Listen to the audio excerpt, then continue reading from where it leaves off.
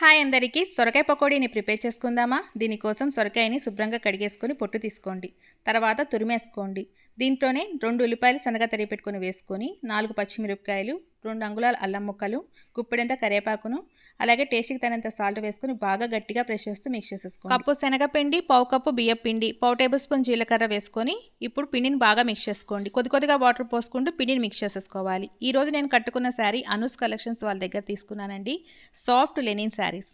Border వచ్చేసరికి embroidery బోర్డర్తో చాలా అందంగా ఉందండి. చూడడానికే కాదు, కట్టుకుంటే కూడా ఇంకా అందం అనిపించింది. శ్రావణ మాసం స్పెషల్ ఆఫర్స్, స్పెషల్ శారీస్ అవైలబుల్లో ఉన్నాయండి. వాళ్ళ పేజ్ని కింద ట్యాగ్ చేస్తున్నాను. అలాగే వాళ్ళ వాట్సాప్ నెంబర్ కూడా పైన స్క్రీన్ మీద ఇస్తున్నానండి. దాని ద్వారా కూడా మీరు ఆర్డర్ పెట్టుకోవచ్చు.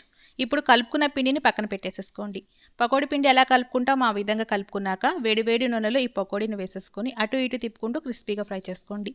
మంచి గోల్డ్ కలర్ వచ్చేసాక వీటిని సర్వ్ చేసేసుకోవడమే. సూపర్గా ఉంటుంది. ఒకసారి మీకు ట్రై చేయండి.